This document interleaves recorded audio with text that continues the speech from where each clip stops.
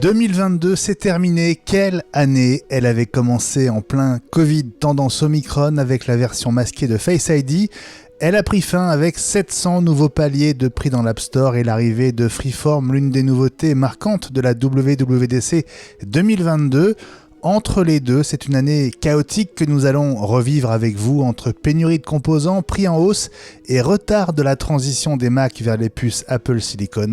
Bienvenue dans notre Rewind 2022.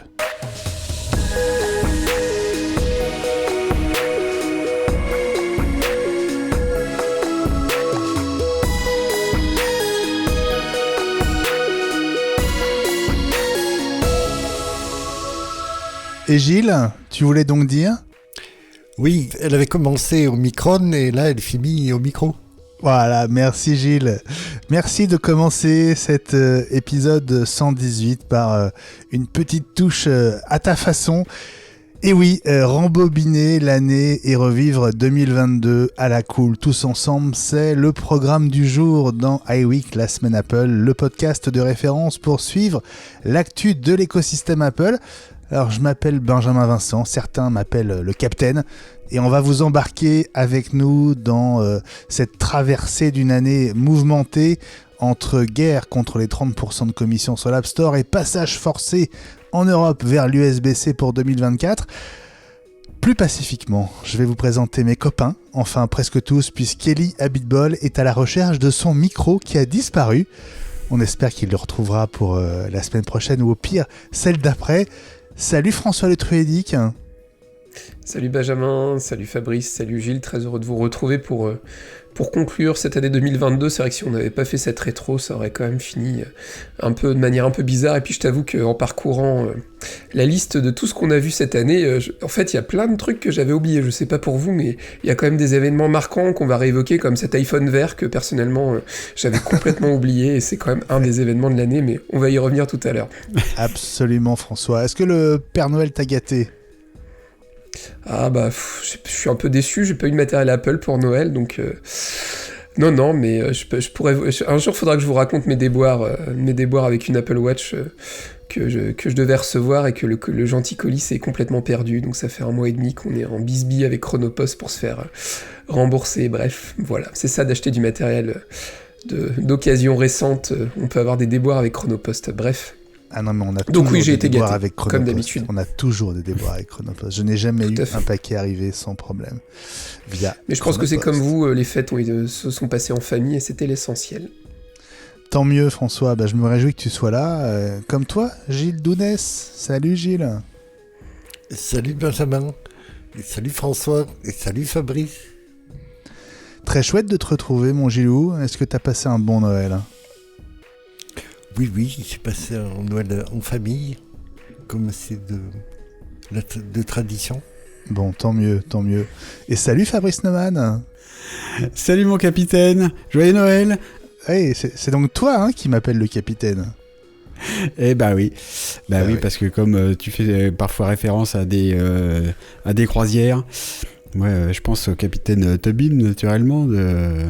La croisière s'amuse. The Love Boat. Bon, tant que c'est pas le commandant du Costa Concordia. Du Costa Concordia, c'est ça.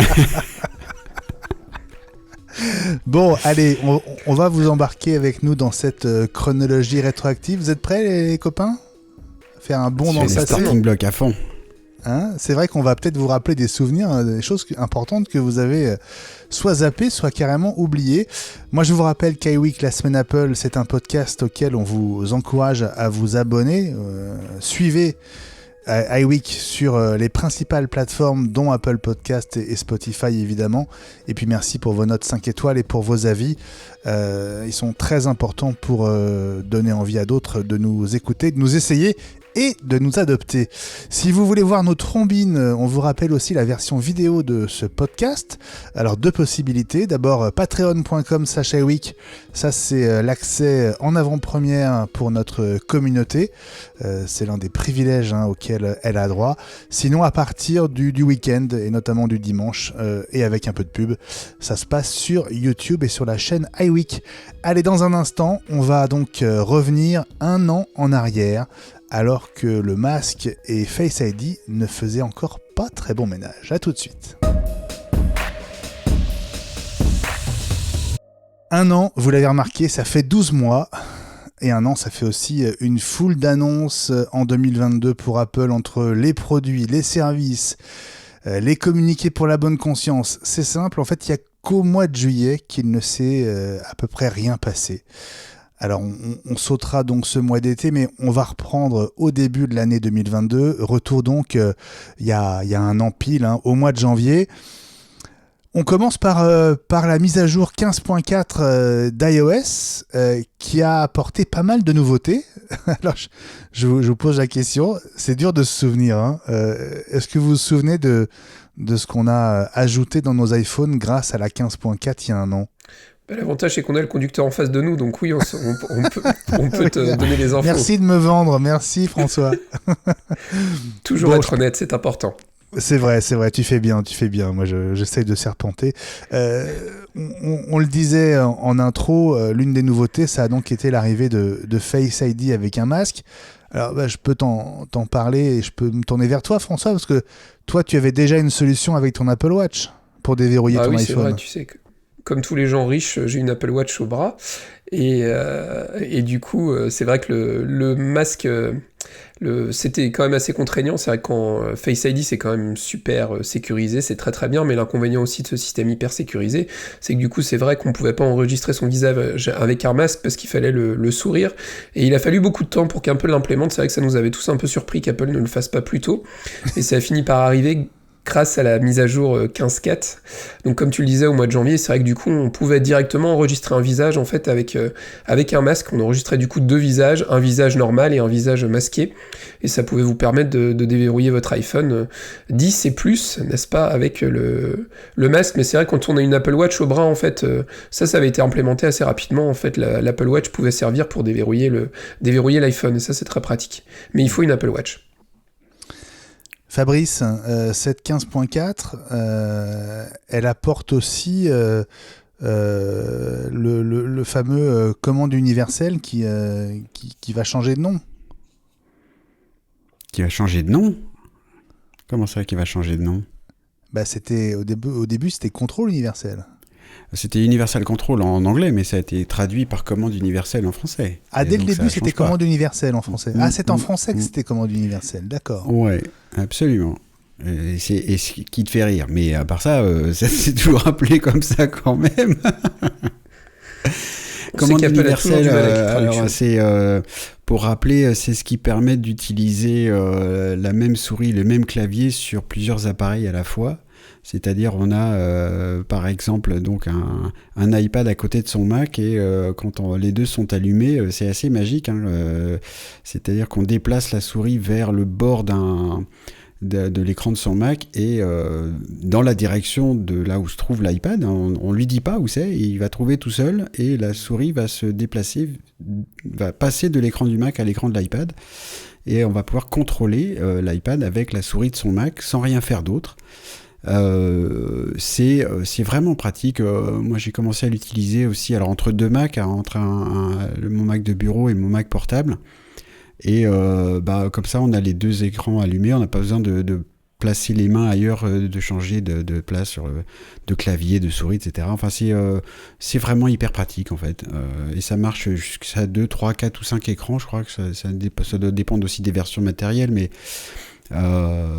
moi j'ai un excellent souvenir de la démo. Alors là pour le coup l'effet waouh de la démo qu'avait faite Craig Federighi en prenant un MacBook, en passant par un iPad et puis en allant jusqu'à l'iMac à l'autre bout de l'image.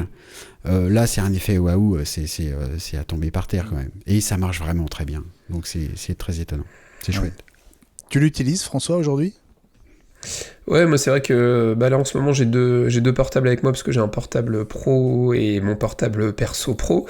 Et ça m'arrive aussi d'avoir mon petit iPad mini, et c'est vrai que même en nomade, en fait, souvent, quand je suis à l'hôtel le soir, j'utilise l'iPad, je mets l'iPad mini, pourtant c'est un petit, c'est l'iPad mini, mais du coup je les relie tous les deux, et ça me permet sur une fenêtre de pouvoir avoir mes messages et compagnie, et pas être sans arrêt en train de switcher de clavier ou autre. Là j'ai juste à sortir de la fenêtre, ça me permet d'avoir d'une certaine manière un bureau étendu de manière assez simple, et c'est vrai que c'est ce qui me ferait racheter un iPad plus grand, c'est aussi dans cet aspect-là du côté nomade, et de l'utiliser vraiment comme un deuxième grand écran externe, parce qu'honnêtement l'écran de l'iPad mini en écran externe c'est lilliputien, mais ça dépanne. Et ça marche très bien. Ouais. Gilles, est-ce que tu as eu l'occasion d'essayer depuis ? Non, je suis sur Remote Control, sur l'écran distance, sur deux Mac distants. Mais j'ai pas fait l'essai de les rapprocher. Je pense que l'iMac est trop ancien pour ça. Ouais. Et j'ai pas fait l'essai avec avec l'iPad Air. J'ai pas eu la curiosité, pas l'usage surtout. Ok, donc là on était fin janvier 2022. Le 28 janvier, dans l'univers du son et de l'audio, Beats lance les Fit Pro. J'ai l'impression que c'est les seuls écouteurs dont on parle vraiment chez Beats. François ? En fait, il y a eu très très peu de nouveautés chez Beats depuis pas mal d'années. Moi, j'ai eu l'occasion d'en parler, et puis je vous en parle régulièrement. J'ai les Power Beats Pro. Je crois que c'est leur nom d'ailleurs, vous savez, avec le petit arceau pour faire le sport, parce que oui, je fais du sport, ça m'arrive.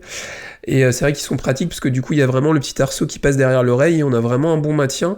C'est vrai qu'en dehors de ça, il y avait toute une gamme de casques, les Beats Solo, mais ça fait très longtemps qu'ils n'ont pas été mis à jour. Il y a les Beats Studio, enfin, il y a très très peu de mises à jour. Ceux-là sont sortis, je vais pas dire un peu par hasard, mais presque. L'intérêt, c'est qu'il y avait les fonctionnalités des AirPods Pro, du coup des anciens AirPods Pro, parce qu'on va y revenir tout à l'heure, mais il y a eu une V2 qui est sortie dans le courant de l'année. C'est du matériel qui a eu très bonne réputation. Ce qui est intéressant aussi avec ce matériel-là, c'est qu'on a tous les composants Apple, en fait, donc le côté simple de les retrouver sur tous ces périphériques, et ainsi de suite.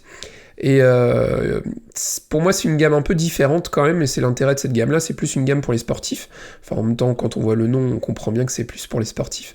Et ça reste du bon matériel avec un bon rapport qualité-prix, et souvent, en fait, il y a de grosses promos sur différents sites de vente par correspondance, donc je tairai le nom ce soir, mais vous voyez de qui je veux parler. Et c'est vrai que du coup, ça permet d'accéder aux composants Apple qu'on pourrait avoir dans les AirPods, mais avec un autre design, donc je trouve ça plutôt intéressant. Mais effectivement, je trouve que Beats, on en parle beaucoup moins qu'on en parlait à une époque, et c'est à se demander si un jour Apple va pas nous annoncer que finito Beats, quoi. Parce qu'en dehors de ça, il n'y a pas eu grand-chose. Ah, tu penses que c'est peu... Ils l'ont quand même payé très cher pour l'arrêter, non ? Ouais, mais en même temps, est-ce que c'était pas un moyen aussi de récupérer les équipes de développeurs et compagnie ? C'est une bouteille à la mer, hein, c'est pas sûr que ça se produise, mais je trouve ça plutôt... Il n'y a pas grand chose, quoi. Donc, est-ce qu'ils vont vraiment continuer ? Je sais pas. C'était une acquisition à 1 ou 2 milliards de mémoire, non ? C'était un truc énorme. Ouais, c'était énorme, ouais. Mais c'était peut-être la techno qui voulait récupérer les ingénieurs aussi. Ouais. C'était éventuellement surtout pour Beats Music, le streaming musical. Oui. Et puis aussi. Les gens qui étaient les fondateurs, Yevin. Mais ça reste du bon matériel. Ouais, bon. Ça ferait un trou dans la gamme quand même si en termes d'écouteurs pour les sportifs, donc comme les grands sportifs comme François, qui ont besoin d'écouteurs qui tiennent sur les oreilles. Des AirPods Pro pour courir, ça va pas. Hein, ce serait pas suffisant, quoi. Ou enfin, on les perd vite. C'est ce que je voulais dire. C'est bien complémentaire avec tous les efforts qu'ils font par ailleurs sur tout ce qui est activité sportive, avec le service en ligne, et puis les différentes Apple Watch, et le dernier modèle dont on va sûrement parler à la fin de l'émission, je suppose. Allez, on passe au mois de février. L'hiver est traditionnellement une période assez calme chez Apple. Ce sera peut-être pas le cas en 2023, mais on en parlera la semaine prochaine.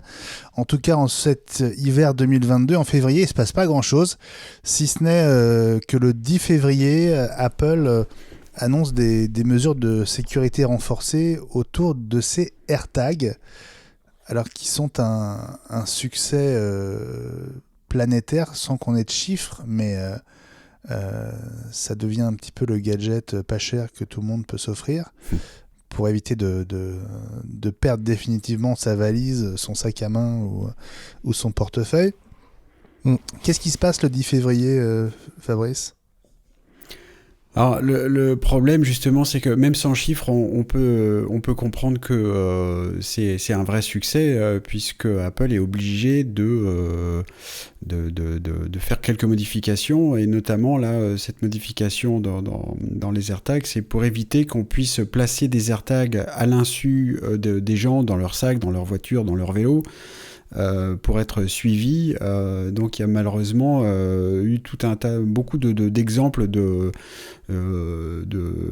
d'espionnites, quoi, en gros, de maris jaloux suivant leur femme et inversement, et des choses comme ça. Et donc c'était ce qui est très étonnant, ce qui est intéressant dans cette actu-là, c'est que des trackers comme ça existent depuis longtemps. Il y a d'autres marques qui font la même chose que les AirTags, c'est-à-dire nous aider à retrouver nos clés, nos portefeuilles, etc. Des marques comme Tile, il y a Samsung qui en fait aussi. J'ai même vu un certain Benjamin Vincent faire une chronique dans Télématin et ressortir Wistiki. Des tiroirs, des fonds de tiroirs. Ils sont toujours là. Ils sont toujours là. C'est toujours aussi moche. Moi, j'en avais eu un et je les ai vite jetés, en fait, tellement ça marchait pas, les Wistiki, pour moi. Alors, mais voilà. En tout cas, ça fait longtemps que ça existe et on s'était jamais posé la question, ou tellement peu que personne... très, très beau. Très, très beau. Je suis en train de montrer... les 3 Wistiki, donc les trackers de cette marque française. Ça a 10 ans quand même, mine de rien, maintenant. Quasiment.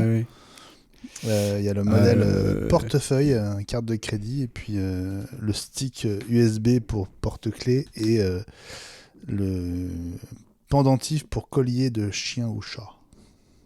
Designé par Stark quand même. Oui, c'est bien pour ça que je trouve ça moche. Ouais, c'est ça. Mais bon, les goûts, les couleurs. Mais voilà, je trouve ça caractéristique parce que ce genre de petits tags existe depuis très longtemps. Mais quand Apple arrive sur un marché, du coup, c'est plus quelques dizaines de milliers, c'est probablement dizaines de millions.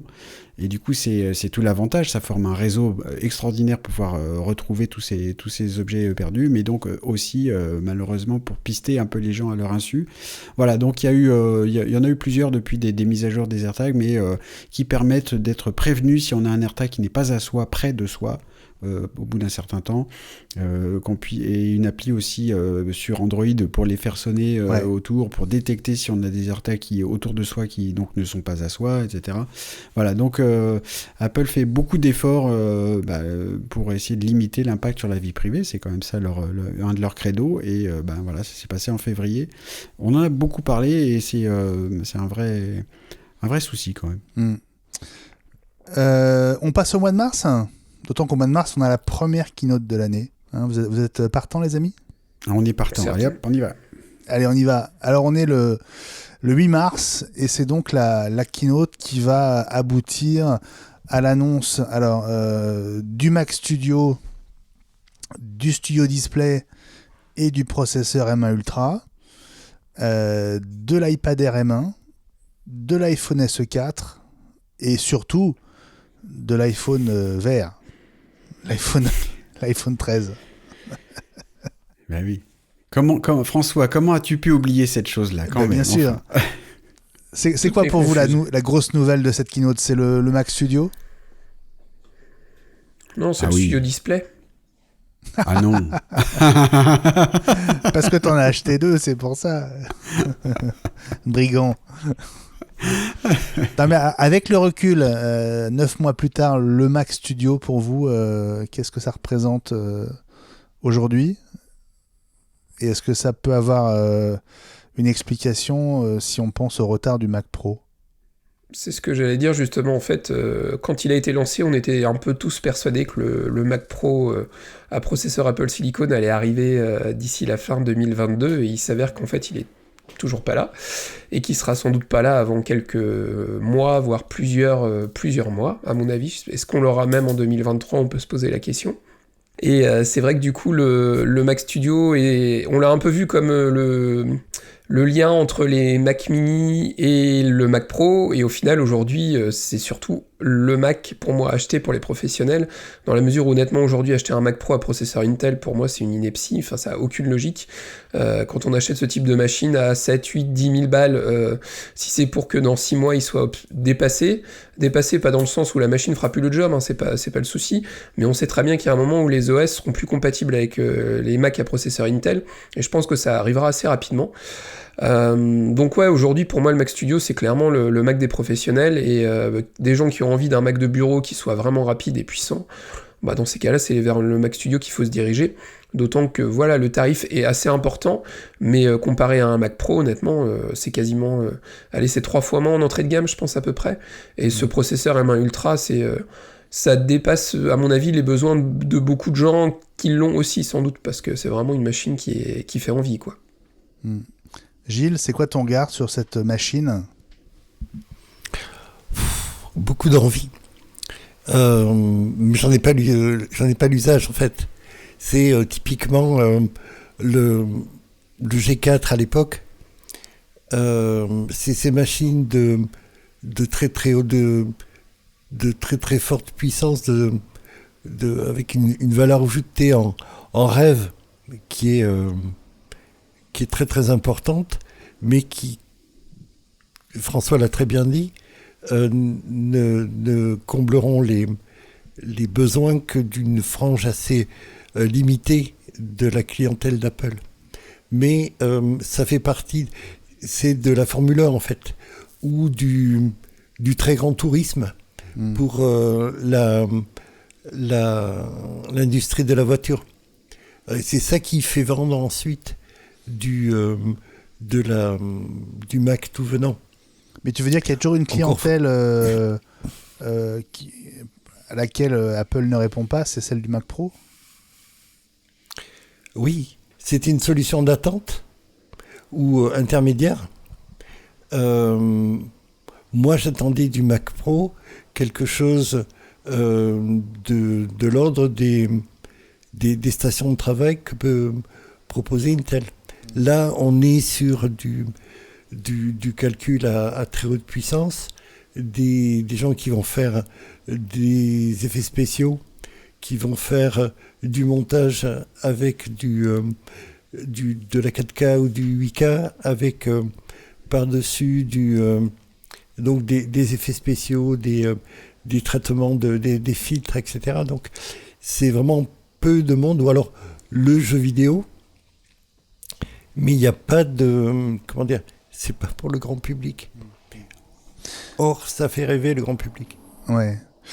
Fabrice, toi, ton regard sur cette machine ? Mais je rebondis sur le Mac Pro, c'est-à-dire que je pense que même Apple est entre guillemets embêté par le Mac Studio, c'est-à-dire que l'analogie avec la Formule 1 me paraît très juste. Les constructeurs automobiles dépensent des centaines de millions d'euros, de dollars, de tout ce qu'on veut pour financer des écuries de Formule 1. Mais ce qu'ils vendent, c'est des Renault 5 et des Clio et des machins comme ça. Et c'est très surprenant parce que c'est à ça que ça sert. Et donc le Mac Pro Intel répondait à un besoin et à une demande. On se demande si j'ose dire, si la demande est là aujourd'hui grâce au Mac Studio, qui notamment dans sa version haut de gamme propose d'une puissance fantastique, quoi. Quand on a commencé à regarder les premiers tests même du premier de l'entrée de gamme, quoi, c'est quand même étonnant. C'est la continuité de cette puce M1 qui a étonné tout le monde quand elle est sortie en 2020. C'est toujours à base de puce M1, mais donc par 2, par 4, par 8, enfin ça multiplie tous les cœurs de calcul, et c'est très étonnant comme façon de faire. Du coup, on s'attend à avoir la même chose pour les M2, les M3, on en parlera la semaine prochaine. Voilà, et donc c'est des machines qui sont ultra puissantes, qui manquent. Le seul truc qui manque et qui qui peut donner un intérêt à faire un Mac Pro, c'est la puissance graphique en fait. Ce qui manque, semble-t-il, c'est la possibilité donc d'ajouter des cœurs de calcul ou des cartes graphiques, puisqu'on ne peut pas faire quoi que ce soit de ce genre-là avec le Mac Studio. Donc, mais on sait aussi que les M1 et M2 après sont toutes intégrées, les cœurs graphiques sont intégrés, la mémoire est intégrée, donc ça n'a pas l'air d'être conçu pour recevoir des cartes additionnelles comme l'est le Mac Pro, c'est le seul truc qui manque au Mac Studio. Voilà. À côté de ça, c'est la démonstration que le virage d'Apple vers les puces faites maison et le bon, quoi, parce que ça met des claques à tout ce qui est autour quand même. Ouais. François, lors de cette même keynote, on a droit à l'annonce de l'iPhone SE4. Alors, on va rappeler qu'on est à ce moment-là 15 jours après le début de l'invasion de l'Ukraine. Et malheureusement, cet iPhone, il est plus cher que prévu. Et c'est un peu annonciateur de la tendance des prix qu'on va connaître pendant le restant de l'année, en fait. Ah, on va s'engueuler. Mais non, t'exagères toujours, Gilles. Non, c'est vrai que cet iPhone, il a toute sa place dans la gamme, parce qu'on sait que c'est l'iPhone d'entrée de gamme, mais c'est vrai que quand on parle de prix d'entrée de gamme, on n'a pas toujours la même définition que celle d'Apple, il faut le dire. L'iPhone SE4, c'est quand même un design d'iPhone 8, quoi, donc ça date quand même d'il y a très longtemps, qui était une reprise du design de l'iPhone 6, qui date de 2014, vous m'arrêtez si je dis une bêtise, voire peut-être même il est plus 2014. Grand l'iPhone 8 que le 6. Oui. Je vais dire une bêtise. Oh bah c'est le même design, c'est quasiment le même design. Oui. C'est la même taille d'écran, etc. Ouais. Hein, quand même. Ouais. Tu joues. Si, la seule différence, c'est le bouton Touch ID qui est un petit peu différent, mais sinon le design est quasiment le même. Non, c'est vrai que c'est dommage parce que cet iPhone-là en entrée de gamme, on va dire à 350-400 €, il aurait toute sa place. Mais bon, ça tuerait le reconditionné, donc à la limite, tant mieux pour les reconditionneurs. Hein. Mais c'est vrai que ça reste un iPhone avec des composants très à jour, mais un design très pas à jour. Avec un vieux bouton Touch ID, etc. Donc voilà, on l'évoquera la semaine prochaine, mais c'est vrai que on pourrait aspirer à un nouveau design du côté de cet iPhone d'entrée de gamme, mais ce sera, voilà, on verra si ce sera pour l'année prochaine ou pas. Wait and see, mais bon, après, si vous avez un budget limité, ça reste une bonne solution, parce que vous avez des composants du coup d'iPhone 13, et ça, c'est quand même plutôt intéressant. Fabrice, est-ce que le prix qui nous a un petit peu déçus, est-ce que c'était annonciateur pour toi de la tendance de la suite de l'année ? Alors, a posteriori, on peut se croire les plus forts du monde. Moi, je n'y avais pas pensé à l'époque. J'étais juste déçu que cet iPhone d'entrée de gamme devienne de moins en moins d'entrée de gamme, malgré toutes les qualités que François a énoncé, et même si moi j'ai repris en main un SE 3, donc du coup de 2020 pendant ces quelques derniers jours, et alors je veux bien avouer que je trouve ça vachement bien, quoi. C'est-à-dire que le design vieillissant, alors oui c'est vieillissant, surtout dans nos contrées numériques, ça fait quelques années comme ça fait beaucoup, mais j'ai retrouvé avec plaisir une taille plus facile à manier, et le bouton donc Touch ID ou Face ID, finalement je suis pas les deux me conviennent, voilà. Mais le fait d'avoir un téléphone plus petit que je peux oublier dans ma poche, même comparativement à l'iPhone 10 que j'ai toujours qui traîne. Enfin bon, ma chérie me l'a piqué, mais je l'ai toujours.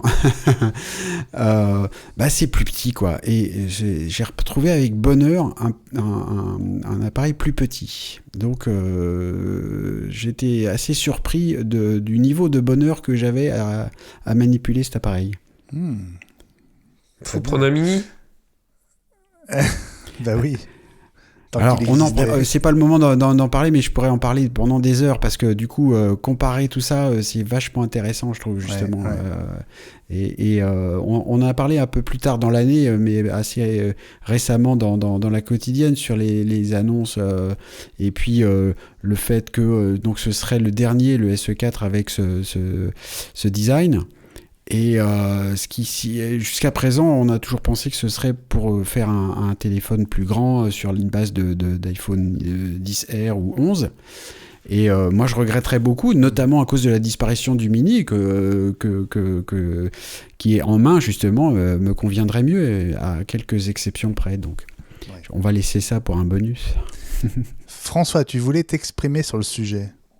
C'était juste ça, en fait. Je voulais dire que pour moi, le remplaçant tout trouvé de l'iPhone SE4, ce serait un iPhone mini, quoi. Reprendre le design de l'iPhone mini, ce serait ce qui est le plus logique, en fait. Parce que pour moi, c'est un form factor qui était... Enfin, moi, c'est l'iPhone que j'ai actuellement. J'ai beaucoup changé ces derniers temps. J'ai fait du 11 Pro Max, après j'ai fait du 12 Pro, et puis après, je suis passé au 13 mini. Moi, j'aime bien changer de taille de temps en temps comme ça. Et c'est vrai que pour moi, la taille est super. Ça reste un téléphone qui est très très chouette, qui se tient en main, qui tient dans la poche.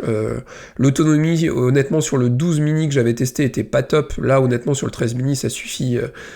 Et puis c'est vrai qu'avec la recharge sans fil, enfin moi je monte dans la voiture, je le mets à charger. Pour moi, c'est vraiment un très très bon téléphone, et je rejoins Fabrice, ce serait une bonne base pour un nouvel iPhone SE, clairement. Ouais. Il y a une autre annonce ce 8 mars, c'est donc l'iPad Air M1, et tu voulais revenir dessus, Fabrice. Oui, parce que moi ça m'avait frappé, ça m'avait rappelé l'iPad Air 2. Qui à l'époque était très puissant, et on se demandait bien à quoi ça pouvait servir quand il avait été annoncé avant, comme la plupart des iPads, donc il y a un nouveau matériel, et avant l'annonce de la version suivante d'iPadOS. Et j'ai un très très fort souvenir de ça. L'iPad Air 2 était sorti, il était 2 fois plus puissant que celui d'avant, 3 fois plus puissant que tout le monde, que toutes les autres tablettes. On se demandait bien à quoi ça pouvait servir. Et la version suivante d'iOS, ça avait été l'apparition d'une première version de multifenêtrage. Et du coup, on a compris à ce moment-là. Voilà.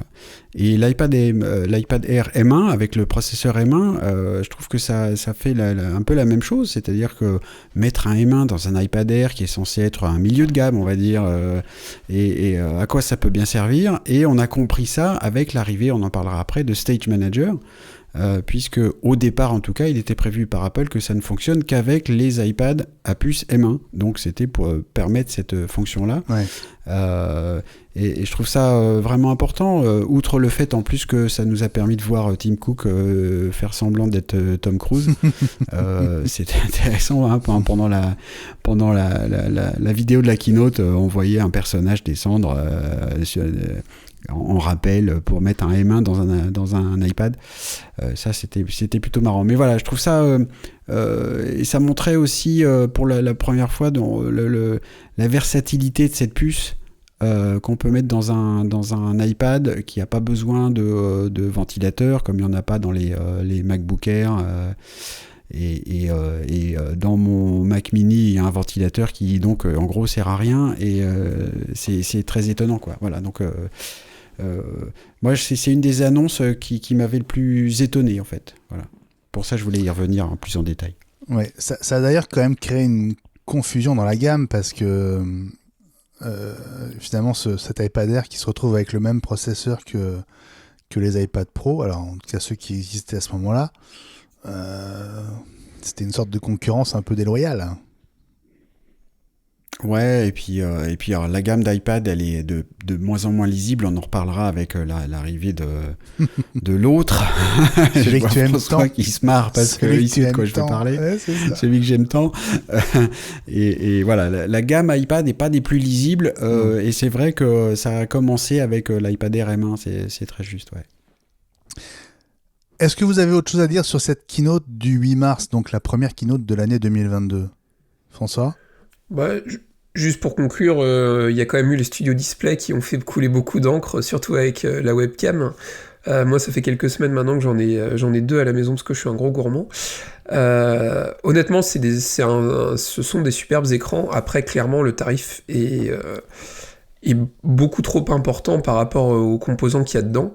Maintenant, comme vous pouvez le voir, la webcam, elle est effectivement pas ouf. Maintenant, je rappelle que je suis connecté en 4G avec mon téléphone sur le rebord de la fenêtre derrière. Ça va quand même. Oui, ça va, mais oui. C'est moins ouf que les MacBook Pro M1, ça c'est clair. Mais voilà, ça reste de bons compléments, et ne serait-ce que pour la simplicité, moi c'est vrai que je rentre à la maison, j'ai juste à brancher le câble FireWire de chaque côté de mon MacBook Pro 14 pouces. Et voilà, j'ai plaisir à bosser du coup avec 3 écrans, l'écran de mon portable plus ces 2 écrans, j'en ai un en vertical. C'est voilà, pour faire de la retouche photo et plein de trucs, c'est vraiment plaisant. Après voilà, faut juste penser à bien désactiver True Tone et compagnie pour éviter d'avoir des photos un peu jaunâtres. Mais ça c'est un autre débat. Mais ça reste pour moi du bon. FireWire. J'ai dit FireWire, je voulais dire Thunderbolt, c'est pas grave.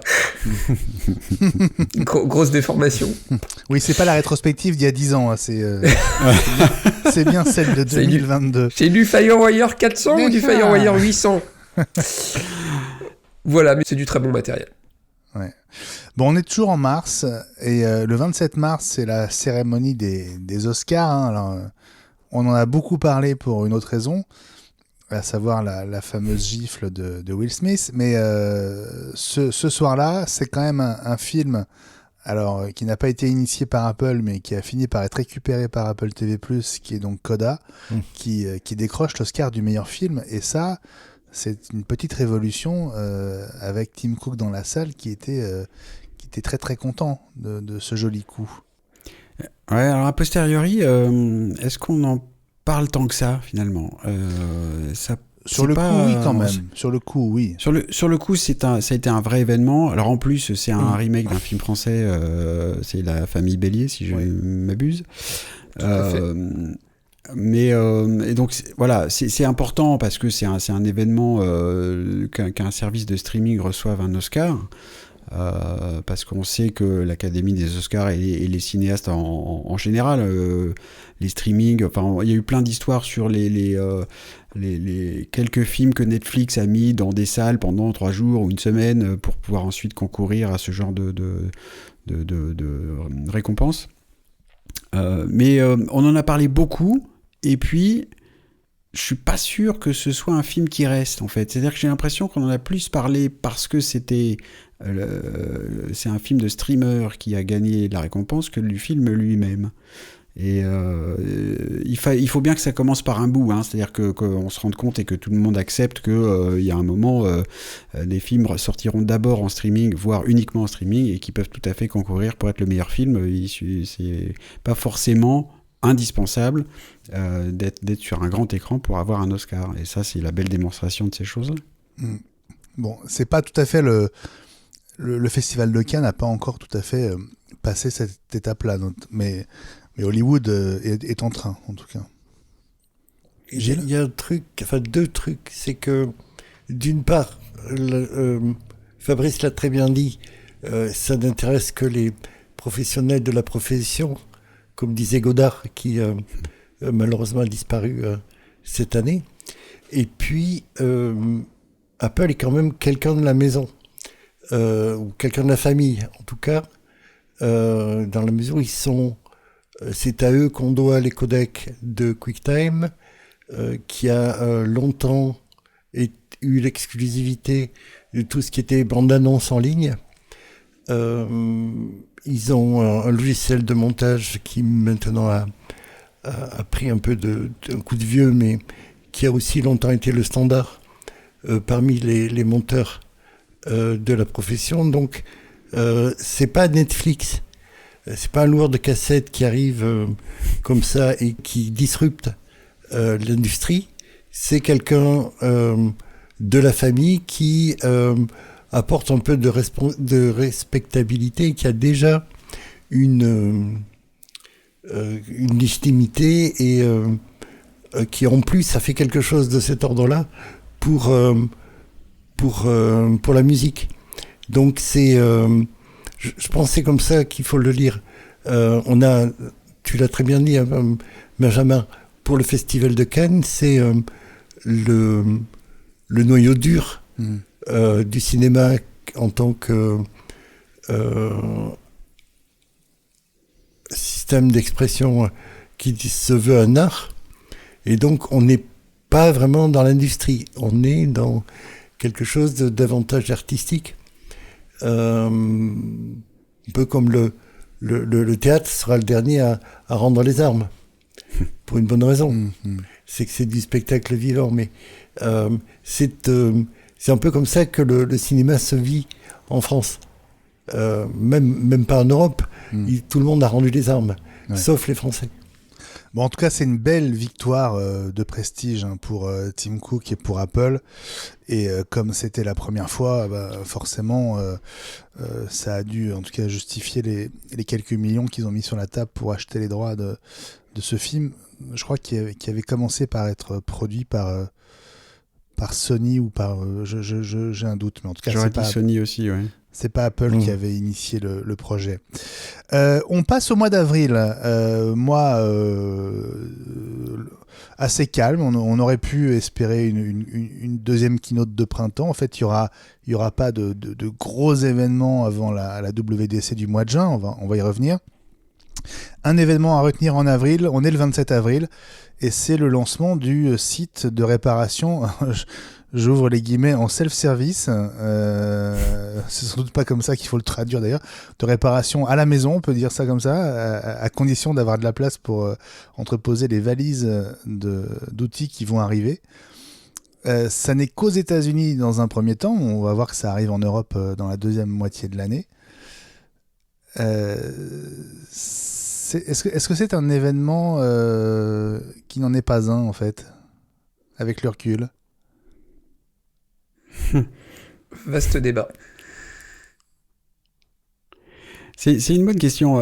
Je trouve que c'est la démonstration que quand Apple veut pas faire quelque chose et qu'en gros elle y est obligée pour des raisons réglementaires ou vraiment de pression immense, elle fait tout ce qu'elle peut pour y aller, mais vraiment à reculons, quoi, en freinant des cas de fer. Donc depuis le temps d'années qu'on parle du problème de réparabilité des iPhones notamment, et puis des MacBooks, etc., et avec toutes les mauvaises notes données par toutes les associations du monde à Apple parce que leurs appareils sont pas réparables. Donc ils mettent en branle un truc qui a dû leur coûter un pognon de dingue pour proposer un système qui en plus rentre en concurrence avec les revendeurs spécialisés, et y compris agréés Apple. Donc c'est quand même assez étonnant parce que pour rappel, donc quand on veut faire soi-même le changement d'une batterie d'iPhone à la mode Apple, c'est pas que c'est très cher, mais on reçoit la batterie qui pèse 15 grammes et effectivement une valise ou deux, le tout faisant 25 kilos, avec le truc pour chauffer la colle, pour enlever l'écran sans le casser, puis ensuite la presse pour le remettre, et puis enfin c'est complètement fou. Et puis il y a eu les premières, il y a eu quelques vidéos forcément de youtubeurs qui ont testé tout ça, donc c'est comme ça qu'on a vu tout en détail, donc c'est fait vraiment comme avec les matériels de pro, quoi. Puis il y a aussi des exemples de gens qui ont commandé justement une batterie qui arrive, donc le matériel arrive en 2 jours, mais la batterie arrive trop tard, et en fait le type se retrouve avec comment dire, c'est aux États-Unis, donc genre DHL ou FedEx qui vient chercher le matériel pour changer la batterie, et il y a un autre gars de DHL ou de FedEx qui arrive avec la batterie en même temps. Et donc il n'a pas pu changer sa batterie parce que il fallait rendre, s'il ne rendait pas le matériel loué par Apple, il payait $1,300 pour avoir acheté le matériel, quoi. Enfin donc c'était voilà, donc c'est pas pratique, quoi. C'est complètement fou. Donc c'est bien, mais c'est fait comme quelqu'un qui a pas envie de le faire. Ouais. Gilles, tu voulais réagir? Je suis pas, enfin c'est compliqué. Oui, mais c'est pas. Non, sens-toi libre. Vas-y. Non, c'est que c'est pas un sport de masse de changer une pièce sur les iPhones. On arrive au bout du bout des caprices de consommateurs qui veut à la fois le beurre, la chambre du beurre et le sourire de la crémière. Ils veulent des iPhones qui soient le plus étanches possible parce que régulièrement ils font tomber soit dans la piscine, dans le meilleur des cas, soit dans la cuvette des toilettes. Et en même temps, ça devient compliqué pour changer une pièce, pour ouvrir et décoller la colle, replacer des joints, etc. Il faut du matériel, il faut du savoir-faire, et c'est pas un sport de masse, comme j'avais dit à l'époque. C'est comme ça, il y a des gens dont c'est le métier. On peut éventuellement refaire un pansement, mettre un tricot stérile sur une brûlure ou sur une écorchure,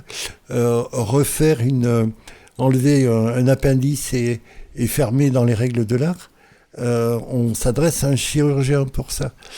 Et puis pour répondre à ce que Fabrice vient de dire sur la réparabilité, la durabilité des iPhones, justement, il y a une étude qui a été faite là en décembre, et Apple et Samsung sont en tête, et c'est Apple qui est devant avec sa démarche de réparabilité, justement, et de recyclage sur le cycle complet du produit, justement avec sa logique, qui est la sienne, de conception et de recyclage en interne et de réparabilité en interne dans son cycle, quoi. Ouais. On retourne vers toi, Fabrice. Tu voulais dire un mot ? Oui, parce que c'est comment dirais-je ? Ce qui est intéressant, c'est que les iPhones sont malgré tout un peu plus réparables aujourd'hui, et notamment on va sauter juste quelques mois, mais l'iPhone 14 et l'iPhone 14 Plus, à l'inverse des 14 Pro et Pro Max, on peut changer le dos en verre pour très peu cher, parce qu'il s'enlève beaucoup plus facilement que tous les iPhones à dos en verre précédents, où il faut débourser 400 ou 300 euros pour changer le dos. Donc il y a aussi une démarche qu'Apple fait pour répondre à ces demandes de réparabilité, et en plus pour un prix qui soit pas totalement dissuasif. Donc ils font ça, et c'est très bien. Je pense qu'ils le font quand même un peu sous pression, et heureusement que cette pression existe, c'est très bien, pour que eux qui sont justement les designers en chef, et qui eux ont les idées et le savoir-faire pour créer des appareils qui soient les meilleurs possibles dans tous les domaines, et pas uniquement pour être beau et rapide et formidable. Je trouve ça vraiment intéressant. Le petit point en bémol de ce que vient de dire Gilles, c'est que c'est aussi un moyen pour Apple de ne pas faciliter trop la distribution des pièces détachées d'origine. Donc, puisque Apple a son propre système de réparabilité, ils ne sont pas obligés de vendre les pièces d'origine que beaucoup de réparateurs réclament. On ne parle pas que des batteries, et c'est pas toujours aussi simple, si j'ai bien compris. Je me trompe peut-être, mais donc du coup c'est une façon d'avoir des pièces d'origine, c'est de passer par le service de réparabilité d'Apple, qui de réparation pardon, du coup est limité en nombre. Donc voilà, c'est aussi pour ça que je trouve que Apple fait des efforts qui sont louables, mais peut-être pas suffisants à mon goût en tout cas. Ouais. Bon, on va pas faire l'émission sur ce point, mais c'est évidemment une des infos importantes de cette année. On va passer au mois de mai. On est juste avant la WWDC, et Apple annonce qu'après plus de 20 ans, l'iPod va se retirer, puisque l'iPod Touch sera disponible jusqu'à épuisement des stocks. On était le 10 mai dernier. Ça a forcément dû te faire quelque chose, Gilles ? Oui, c'est une page qui se tourne, et une digestion ou un passage de témoin qui se fait définitivement, puisque on a parlé de l'évolution des espèces pour le Mac et pour macOS 10, dont tous les OS sont dérivés. Là, le taxon de l'iPod et de la musique a fini, a laissé la place à autre chose dans la chaîne de l'évolution. C'est dommage parce que normalement c'est à ce moment-là où tu devais être la musique macabre, tu sais, avec les décès de l'année. Oui. C'est à ce moment-là que tu l'avais. Nos chers disparus. Donc voilà pour l'iPod qui tire sa révérence au mois de mai. Et on se retrouve là au deuxième gros événement de l'année pour Apple. C'est évidemment la WWDC 2022 qui commence le 6 juin avec la keynote. Alors, retour quand même en un mot sur la forme. C'est un petit peu le début de l'après-Covid qu'Apple célèbre aussi en invitant des développeurs, des invités à l'Apple Park. Pour une conf qui est quand même streamée et un contenu qui est produit à l'avance, mais avec des invités en chair et en os sur place. Ça fait du bien. En fait, concrètement, c'est une séance de ciné chez Apple, quoi. En gros, c'est un peu ça, ouais. Exactement. En extérieur, avec des écrans géants dans les jardins et devant la cafette, toutes baies vitrées grandes ouvertes. Ouais, non, on a senti, c'est vrai qu'on se posait la question.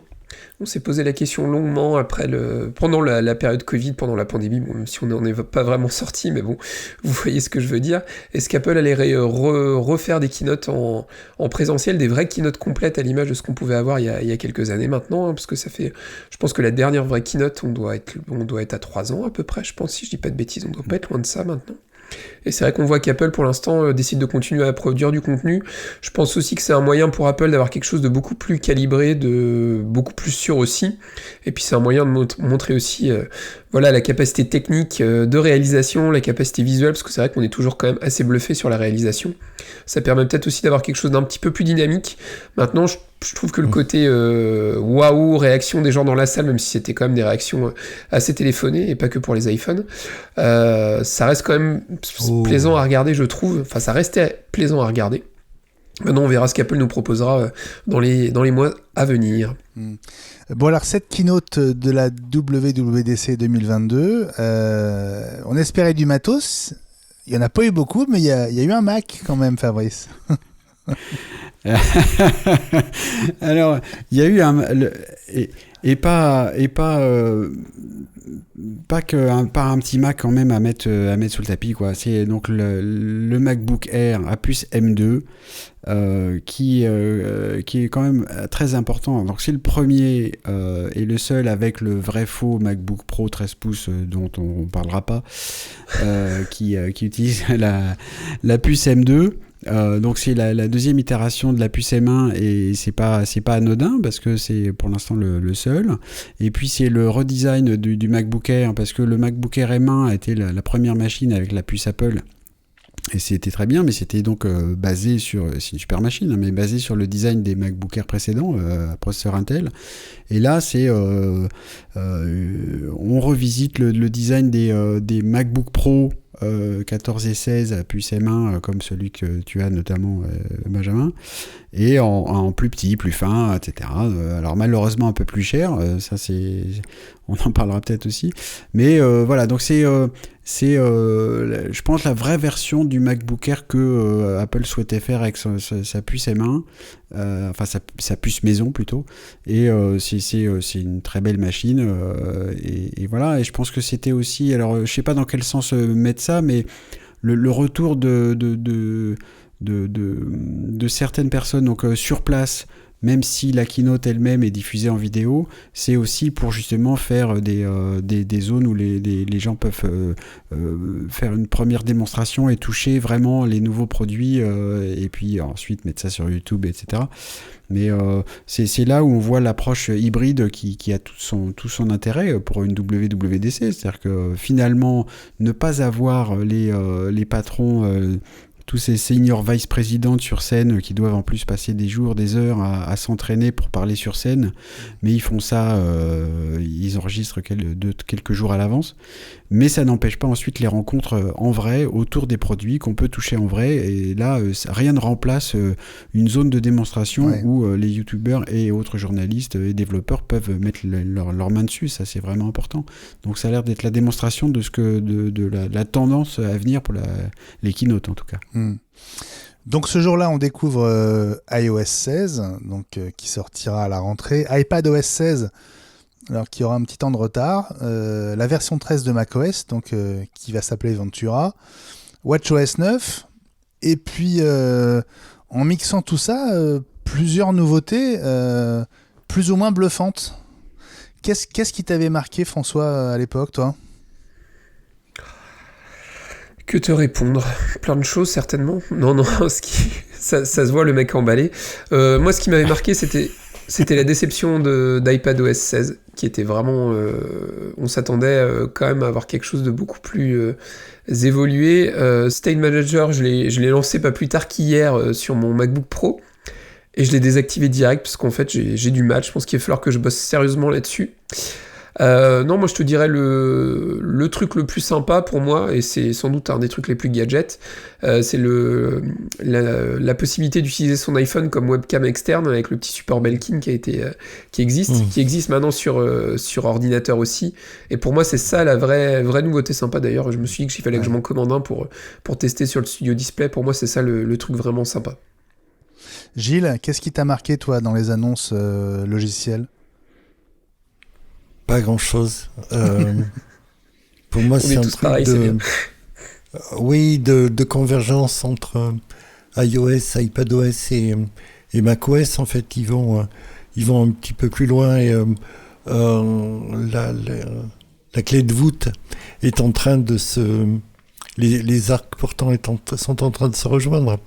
Mais il n'y a pas d'effet waouh, comme disent mes camarades et les Américains, sur des nouveautés telles ou telles, quoi. Il n'y a pas de trucs saillants. Même pas Stage Manager. Non. C'était un peu de l'humour. Hein, le silence qui suit la parole de Gilles est encore du Gilles, hein, parce que dis donc.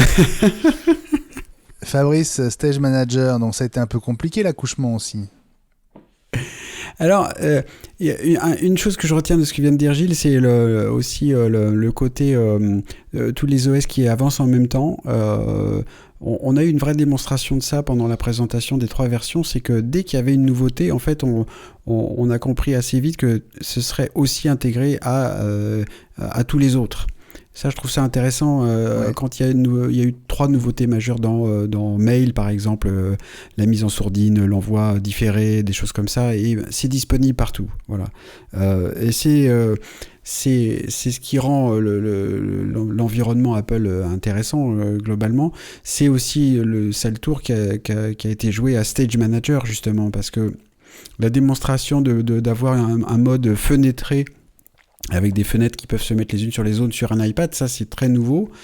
Mais peut-être que avoir voulu faire ça sur toutes les plateformes, en tout cas, alors pas sur l'iPhone là pour le coup, mais en même temps sur l'iPad et le Mac, c'est peut-être ce qui a rendu la chose vraiment très difficile à faire, parce que beaucoup de gens l'ont essayé, moi y compris, et puis finalement ça marche pas très bien. Donc Stage Manager, c'est une autre façon de gérer des fenêtres. Alors du multitâche sur un iPad avec des fenêtres qui se recouvrent, ça c'est nouveau. En revanche, on a ça sur le Mac depuis que le Mac existe, et donc c'est donner une autre façon de gérer les fenêtres sur un Mac, et qui peut devenir un peu confuse du coup, parce que c'est un mode supplémentaire. Et alors que moi je n'ai pas adopté, j'ai essayé plusieurs fois de le mettre sur mon Mac, mais moi je suis un adepte des Spaces et des écrans virtuels. Et ça pourrait compléter, voire remplacer, mais pour l'instant il y a un défaut majeur pour moi, c'est que les écrans virtuels, je les programme, c'est-à-dire qu'il y a des applications, quand je les lance, elles vont sur le 3e écran, et puis d'autres sur le 2e, d'autres sur le 4e, et même quand je redémarre ensuite, c'est conservé. Et ces réglages-là ne sont pas conservés avec Stage Manager, et pour moi ça c'est un vrai problème, c'est-à-dire qu'il faut refaire son organisation de fenêtres dans Stage Manager à chaque fois qu'on redémarre. Moi ça me va pas, donc je ferme, et pour l'instant je l'utiliserai pas. Mais c'est intéressant de voir Apple toujours essayer de proposer quelque chose de nouveau pour gérer le multitâche. Voilà, je trouve ça intéressant. Ouais. Est-ce que vous avez autre chose à dire sur cette WWDC 2022, ou est-ce qu'on passe à la rentrée ? Peut-être, une petite dernière chose. Il y a sur les OS, les nouveautés en fait proposées, c'est une sorte de... Pour moi, ce sont des versions avec des promesses. Il y a Stage Manager, c'est une promesse d'arriver à quelque chose de nouveau en termes de gestion de fenêtres. Il y a... J'ai pas entendu, pardon. Non, je disais, c'est une promesse que ça arrive un jour. En l'occurrence, pour moi, on n'y est pas arrivé à ce jour-là encore. Oui, non, mais bien sûr, mais la promesse, pour moi, je la comprends comme... on travaille là-dessus et Apple a l'habitude aussi de travailler par itération. Donc, c'est pas la première version qui est la bonne, ce sera peut-être pas la deuxième, et peut-être pas la troisième, on verra bien. Mais il y a quelque chose en germe que je trouve intéressant. La même chose pour moi pour la photothèque partagée, la photothèque iCloud partagée, qui essaye de répondre à un problème qu'on a tous depuis que les photos existent sur iPhone et sur Mac, c'est que on a, alors maintenant on est dans une,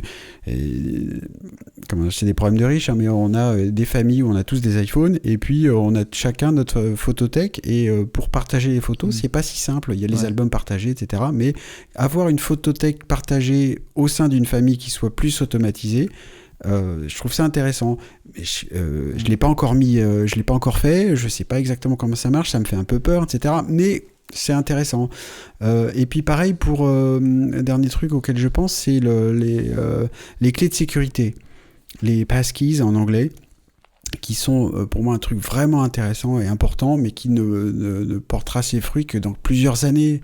C'est un effort conjoint avec Microsoft, avec Google, pour essayer de remplacer les mots de passe qui sont très difficiles à gérer, avec un système beaucoup plus automatisé. Et ça, je trouve ça intéressant. Alors, pour l'instant, j'ai un site qui s'en sert, un compte sur Boursorama. C'est chouette quand ça marche. Voilà. Donc, on va pas remplacer tous nos mots de passe tout de suite, mais c'est en germe. Voilà. Donc, c'est pour moi a posteriori, voilà, des trucs en promesse, en germe qui sont vraiment intéressants. Ouais. Bon, voilà pour ce qui donne le coup d'envoi de l'été et d'une période de grand calme en attendant la rentrée. Le mois d'août sera seulement marqué par l'extension du service de réparation online aux États-Unis d'Apple au Mac Apple Silicon. On est le 22 août. Et on va se retrouver début septembre. On est le 7 septembre pour la keynote qui va voir arriver les annonces de l'iPhone 14, de toute la gamme, avec la disparition du mini remplacé par le Plus. Un gros succès. Voilà, exactement. Les Apple Watch série 8 et SE2, et puis évidemment l'Apple Watch Ultra et la deuxième génération des AirPods Pro. Pareil avec le recul, cette gamme iPhone 14, qu'est-ce qu'elle représente, qu'est-ce qu'elle a comme intérêt et qu'est-ce qu'elle représente dans l'histoire récente d'Apple par rapport aux autres générations que vous avez connues? Non mais quelle idée ils ont eu de rajouter cette taille d'écran là supplémentaire. Honnêtement, mais je suis pas d'accord avec toi parce que au départ, l'idée était pas mauvaise. Proposer une grande taille d'écran à un prix bien inférieur au Pro Max, je trouvais pas ça idiot, moi. Oui, alors c'est pas si inférieur que ça. J'ai fait la même grimace que François. Quand même, il est moins cher. Il est moins cher de quoi, 300-400 euros quand même. Ouais, moi je pense que l'échec de l'iPhone 14 Plus et de l'iPhone 14, en fait, c'est le placement tarifaire. C'est le placement tarifaire qui a posé problème qui pose problème encore aujourd'hui à ces téléphones. Parce que bon, on peut le dire, l'iPhone 14 Plus, à première vue, ça reste quand même un four. Les voyants sont quand même loin d'être au vert, ils sont clairement au rouge. Ces iPhones-là, pour moi, ils ont le mérite d'exister, mais ils auraient encore plus le mérite d'exister à 200 € de moins, quoi. Les tarifs sont juste prohibitifs. Enfin, il y a un moment, il faut dire ce qui est. Ça reste du processeur d'iPhone 13. Il y a une puce graphique de plus. Wow, super. Il n'y a pas de changement de design. Il y a rien de neuf, quoi. C'est encore du Lightning. À ce tarif-là, moi, c'est l'Apple que j'aime pas. Mais ça montre que les gens sont pas complètement idiots non plus. Ouais. Oui. Vas-y, Gilles, vas-y. Non, mais c'est cette segmentation supplémentaire d'une gamme qui commence à à ressembler à une pétaudière qui, moi, commence à me fatiguer et m'agacer singulièrement. Il est temps qu'il y ait d'autres... Alors, c'est le devenir de tous les marchés matures. Ok, mais voir Apple retomber là-dedans, après ce qu'on a connu sur les catastrophes du point de vue inventaire des Mac dans le milieu de la décennie 90, on retombe un peu dans les mêmes... alors, toute proportion gardée, mais c'est les mêmes travers, même si ça se vend encore relativement. On est sur ce type de tic, de mauvaises habitudes, et il est temps qu'il y ait autre chose qui se présente, qui soit inventé pour présenter des contenus de façon visuelle et auditive, et qu'on en finisse avec... on a parlé de la fin de l'iPod, vivement la fin de l'iPhone. La fin de l'iPhone, carrément. Mais oui. Cet homme est fou. Il va être remplacé dans les 10 ans, dans les 5 ans, dans les 10 ans, il sera remplacé par autre chose. Oui. Oui, c'est vrai qu'on l'a dit, on l'a déjà dit ici, et on pense notamment aux lunettes qui sont censées effectivement remplacer l'iPhone dans la décennie. Que penser de l'arrivée de l'Apple Watch Ultra dans la gamme Apple Watch ? Tu lèves le pouce, François. Ouais, moi j'ai eu l'occasion de la tester. Enfin, pour moi, c'est une Apple Watch qui est sympa. Après, une fois de plus, elle est 200 € trop chère. Mais bon, je crois qu'on va pas parler toute l'émission du prix parce que sinon on va pas s'en sortir. Mais c'est une montre qui est plutôt sympa, qui est faite pour les sportifs. Maintenant, à l'image de l'iPad, je pense que ce qui pêche, c'est quand même ça reste quand même l'OS, WatchOS, qui reste pour ce type de montre, je vais pas dire limité parce que ce serait un peu brutal, mais je pense qu'il y a de grosses évolutions envisagées, surtout pour les sportifs, sur l'Apple Watch. Maintenant, ça reste un objet qui est plutôt sympa et qui sans doute représente une partie du futur de l'Apple Watch. Peut-être qu'on va avoir une Apple Watch avec un écran un peu plus grand sur le modèle classique. Mais voilà, à 1000 balles, c'est délirant, quoi. Mais ce qui est marrant, c'est que je me souviens de la keynote et le moment où ils ont annoncé le prix. On a été plutôt surpris agréablement du prix à ce moment-là. On pensait qu'elle serait encore plus chère. Ouais, mais il n'empêche que ça reste 1000 balles, quoi. Ouais, c'est vrai. Fabrice, ton sentiment sur la gamme Apple Watch, là, du coup, après cette keynote ? L'Apple Watch Ultra, elle a l'avantage, l'intérêt d'être là pour le coup une vraie nouveauté et de proposer des choses supplémentaires. Ils ont beaucoup insisté sur la plongée, sur le trail, sur donc les sportifs de haut niveau. Je trouve ça marrant. Alors c'est presque un thème, c'est comme quelque chose en germe, c'est-à-dire que on a l'impression qu'ils ont mis un début de pied, les orteils dans l'eau pour tester, pour voir si c'était pas trop froid, parce que du coup il y a qu'un seul modèle.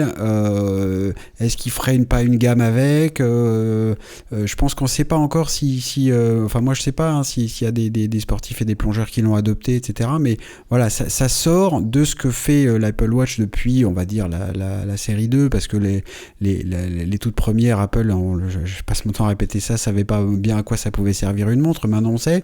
Et là, celle-là, ça fait vraiment d'autres choses, quoi. Donc je trouve ça vraiment intéressant. Ouais.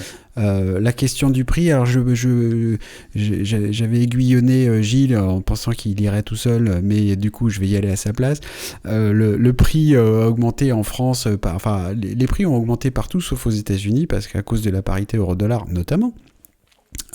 Et c'est vrai que l'Apple Watch Ultra, du coup, on n'a pas de comparaison parce qu'elle vient de sortir, mais pour tout ce qu'elle propose et tout ce qu'elle fait, je trouve pas que ce soit un produit très cher pour tout ce qu'elle fait en termes de rapport prix-valeur. Voilà. Et ça, je trouve ça vraiment intéressant. Ouais. Une nouveauté et rupture, oui. Ouais. Bon, il y a une autre annonce lors de cette keynote, c'est la 2e génération des AirPods Pro. Et là, c'est plutôt une réussite. Hein. Alors, c'est ce que tout le monde dit. Moi, je les ai pas testés, mais Tout le monde a l'air de dire que c'est la réduction de bruit est encore meilleure, le mode transparence formidable, notamment avec cette capacité de même en mode transparence de filtrer les bruits trop forts. Ça, alors ça c'est pour moi c'est la technologie au service de l'être humain dans toute sa splendeur. C'est-à-dire que le mode transparence, c'est utiliser les micros qu'il y a dans les AirPods pour qu'on puisse entendre ce qu'il y a autour, mais s'il y a d'un seul coup un bruit beaucoup trop fort qui pourrait endommager l'audition, alors les AirPods se mettent le temps du gros bruit en mode réduction de bruit. Ça, je trouve ça génial. Voilà, c'est à ça que ça sert d'avoir 2 petits ordinateurs dans les oreilles, quoi. Voilà, ça c'est fantastique. Ouais. Je plus sois. Donc voilà pour cette keynote du 7 septembre. Alors, on pensait qu'il pourrait peut-être y en avoir à nouveau 3 à l'automne. En fait, il n'y en a eu que 2. Et la suivante a lieu le 18 octobre, en précisant qu'entre-temps, le 6, l'iPhone 14 Plus devient dispo. Il ne l'était pas en même temps que le reste de la gamme. 18 octobre, donc, keynote, alors iPad 10, iPad Pro M2, nouvelle Apple TV 4K 2022, avec 2 versions séparées par 20 € d'écart. Par quoi on commence ? L'iPad 10, Fabrice ? ce bel événement qu'est l'iPad 10. Donc iPad d'entrée de gamme qui donc ne remplace pas l'iPad 9, puisque alors là pour le coup il y a une vraie augmentation du prix de l'iPad d'entrée de gamme qui dépasse largement les 400, puisque c'est même à plus de 500 € pour l'iPad d'entrée de gamme, qui a pour lui de reprendre le design à bord plat de l'iPad Air et des iPad Pro, et puis c'est tout. Est-ce qu'il a pour lui? Est-ce que du coup... Non, mais disons, il y a quand même 1 ou 2 petits trucs sympas. Ah, vas-y François. Alors, vas-y, prends le relais. Tu diras du mal après, Fabrice. On refera le tour de ce qui va pas. Moi je trouve que le fait que le design soit enfin adapté même sur cet iPad là, ça reste quand même positif. Moi j'ai eu l'occasion de le tester, je l'ai testé pendant 15 jours, je l'ai renvoyé, je vous avais expliqué pourquoi à l'époque. Mais moi ce que je trouve sympa, c'est la caméra. Enfin adapté. Bah enfin adapté au goût du jour, quoi, entre guillemets. Je trouve ça cohérent que cet iPad d'entrée de gamme récupère le design de l'iPad Pro, de l'iPad Air, le nouveau design Apple. Le côté sympa. Après, c'est vrai que pour moi, le truc sympa, c'est la caméra qui est enfin dans le bon sens, c'est-à-dire qui est sur le côté, dans la longueur et plus dans la largeur, et ça, pour moi, c'est une bonne chose. Et puis, voilà, je crois que j'ai à peu près fait le tour des choses bien. J'avais dit qu'il y en avait au moins 2, donc voilà, j'ai dit les 2. Et maintenant, vas-y, Fabrice, je te laisse démonter l'iPad. Qu'est-ce qui est pas bien, Fabrice ? Alors, ce qui va pas, c'est qu'il est compatible avec la première génération de Pencil. Donc toujours avec cette recharge par le port Lightning sur le Pencil, sauf que sur l'iPad 10e génération c'est un port USB, donc du coup ce qui nous a fait rire avec l'arrivée du Pencil il y a 4-5 ans ou 6 ans, où il fallait le recharger dans la prise de l'iPad. Bon, c'était rigolo, c'était bizarre, mais au moins ça marchait. Là, on a un Pencil et on veut le charger, on n'a pas l'adaptateur, on peut pas le charger sur l'iPad lui-même. C'est quand même complètement fou, il faut un adaptateur. La prise USB elle-même, elle est pas la plus rapide qui soit. Bon, ça c'est comme ça. Et puis le prix a beaucoup augmenté. Pour faire un iPad d'entrée de gamme, c'est dommage parce que c'est normalement pas à ça que ça sert, quoi.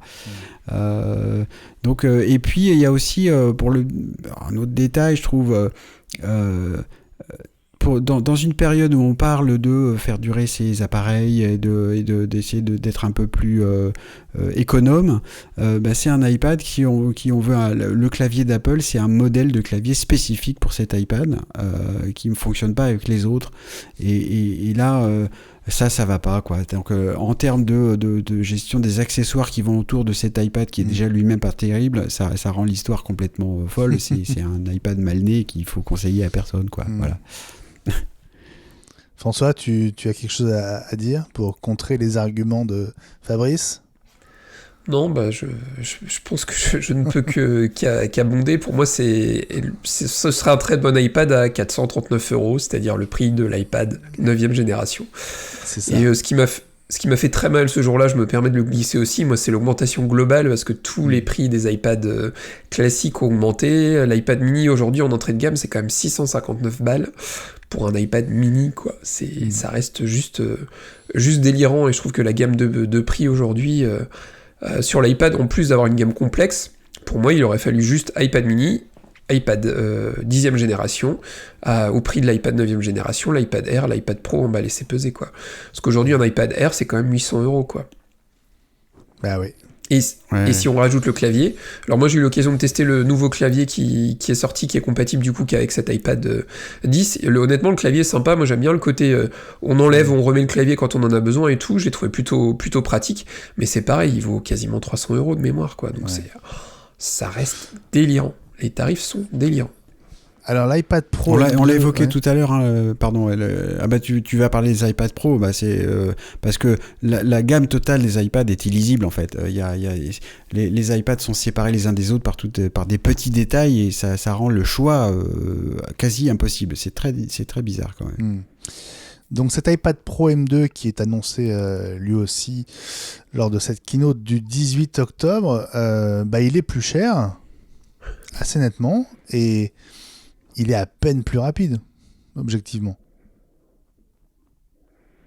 Et puis en plus, c'est ce qu'on avait dit à l'époque, hein, à l'époque, si j'ose dire, c'est il n'y a pas si longtemps, mais ça fait 2 mois, hein. Apple a changé. En gros, Apple a changé la seule partie qui n'avait pas besoin d'être changée, parce que la puissance, la vitesse d'exécution, c'est pas le problème qu'il y avait à régler sur l'iPad. Et il n'y a que ça qui change. Parce qu'en termes d'iPad Pro 12 pouces 9 ou 11 pouces, c'est les mêmes écrans, sachant que l'iPad Pro 11 pouces n'a toujours pas d'écran micro LED, mini LED, je me rappelle jamais. Au secours, mini LED. Mini LED. Donc c'était ce que beaucoup espéraient pour ceux qui sont des adeptes de l'iPad Pro. Et pour le reste, il y a rien qui change, quoi. Donc c'est très bizarre. À côté de ça, on a l'impression de voir peut-être dans le reste de la gamme, et en tout cas des iPads. Finalement, c'est un peu comme les voitures, c'est-à-dire que les voitures, les modèles de voitures font pas des bons tous les ans. Alors il y a le modèle 2021 qui avait les phares carrés, le modèle 2022 a les phares ronds, ça change tout. Les iPads, c'est un peu pareil, quoi. Donc si on a déjà un iPad M1, on garde celui-là, voire même celui d'avant, voire même encore celui d'avant, il n'y a pas besoin de changer. Ça apporte pas plus que ça, quoi. Ouais. Et finalement, c'est pas forcément un mal, hein, qu'il y ait peu qu'il fallait changer. Qu'il y ait peu de changements. En revanche, c'est la lecture de la gamme actuelle qui est impossible. François, tu voulais ajouter un truc ? Non, mais je rejoins complètement Fabrice, et c'est vrai que l'iPad, par exemple l'iPad Pro 11 pouces, il a aucune raison d'exister dans la gamme. Pour moi, parce qu'au final, l'iPad Air a un processeur M1 qui est amplement suffisant. En gros, les deux grosses différences, vous avez 10 pouces 9 et 11 pouces, c'est l'écran en fait ProMotion qui est un écran à 120 Hz sur l'iPad Pro, et Face ID, c'est les deux seules différences entre ces deux produits, avec quasiment 300 € d'écart. Donc aujourd'hui, acheter un iPad Pro 11 pouces, honnêtement, ça a ni queue ni tête, quoi. Ouais. Donc voilà pour cette keynote. Alors avec quand même le nouvel Apple TV 4K aussi, on va rappeler ces deux modèles séparés par 20 €. C'est pareil. On a du mal à comprendre la logique. Hein. C'est pareil, qui va s'amuser à acheter un Apple TV 20 balles moins cher ? Au final, on perd l'Ethernet, on perd le thread, et on perd en plus 64 Go de RAM pour 20 €, quoi. C'est vraiment juste les gens qui sont pas au courant, et ça va juste certaines personnes se faire avoir en allant chez un petit revendeur et prendre la mauvaise boîte d'Apple TV et se faire avoir, quoi. Je comprends pas. C'est débile. Je suis assez d'accord avec toi.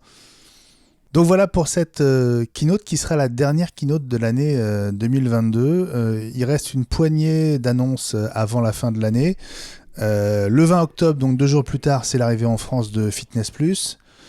Je sais qu'il y a des aficionados du côté la Haute-Garonne. Oui, ma chérie utilise ça quasiment tous les jours, absolument. Le 24 octobre, c'est l'arrivée d'iPadOS 16. Alors en fait, c'est la version 16.1, parce qu'il n'y a pas eu de dispo public de la version 16.0. Et puis de macOS 13 Ventura aussi. Le 15 novembre, une date que je trouve moi hyper importante parce que c'est une petite révolution. C'est l'ouverture du service de SOS d'urgence par satellite. Alors d'abord aux US et au Canada. Et puis elle va arriver en France le 13 décembre. Et ça marche bien. Hein. Bah c'est juste génial. Voilà. Ouais. Là encore, et à encore plus grande échelle que ce que je disais tout à l'heure pour les AirPods Pro V2, c'est que voilà à quoi ça sert la technologie, voilà à quoi ça sert d'avoir des grosses boîtes qui ont les moyens de mettre des choses en place comme ça, parce que rappelons-le, d'après ce qu'on a entendu dire, Apple a été obligé, entre guillemets, d'investir 450 millions de dollars pour mettre ça en place, et c'est pas fini pour que ce soit ensuite accessible dans tous les pays du monde. C'est fantastique, voilà, ça change tout, quoi. C'est une fonction, moi ça m'enthousiasme ça, d'avoir de penser que cette petite chose de moins en moins petite, donc avec les écrans qui augmentent, mais dans la poche, et que ça peut rendre service et être totalement sauver des vies parce qu'on a ça dans la poche, même par satellite, et on est dans un coin paumé. Voilà, c'est génial. Ouais, pas mieux. Bon bah ça nous conduit au mois de décembre, et là c'est les dernières infos qu'on va partager avec vous aujourd'hui. Fabrice, il y a 4 infos en décembre. Laquelle te semble la plus importante ? Je crois que j'ai une idée de la réponse, mais... Alors en termes de sécurité, donc voilà, c'est les annonces de...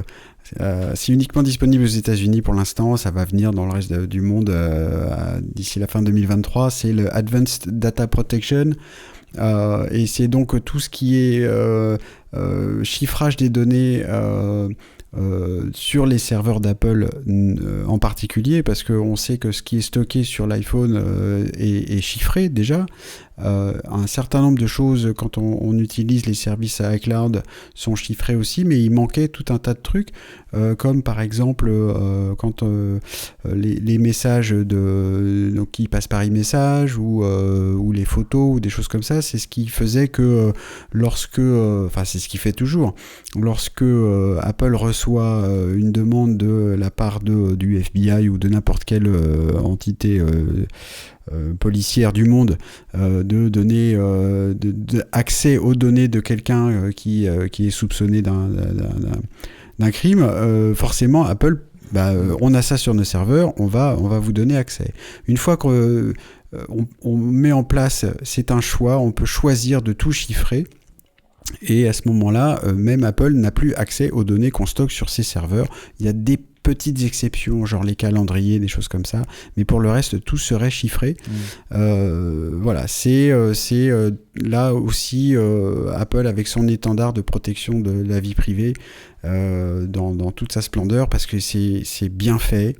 Tout le monde a l'air de dire que c'est bien fait, et en prévenant aussi toujours, je dis ça à chaque fois, si vous avez accès à ça bientôt en France et que vous choisissez de tout chiffrer, vous êtes responsable de vos données. Donc c'est-à-dire que si vous perdez votre mot de passe, tout est perdu et Apple ne pourra rien pour vous. C'est bien fait pour ça, pour que Apple ne puisse jamais avoir accès à vos données. C'est vraiment important de le savoir avant de le mettre en place. Donc, mais c'est bien fait aussi. Quand on met ça en place, il faut mettre un contact dessus de sécurité. On peut aussi avoir une clé de sécurité qu'on stocke soi-même pour avoir accès à ces trucs. Voilà. Mais ça permet de prendre en main la gestion de ces données. Je trouve ça hyper important.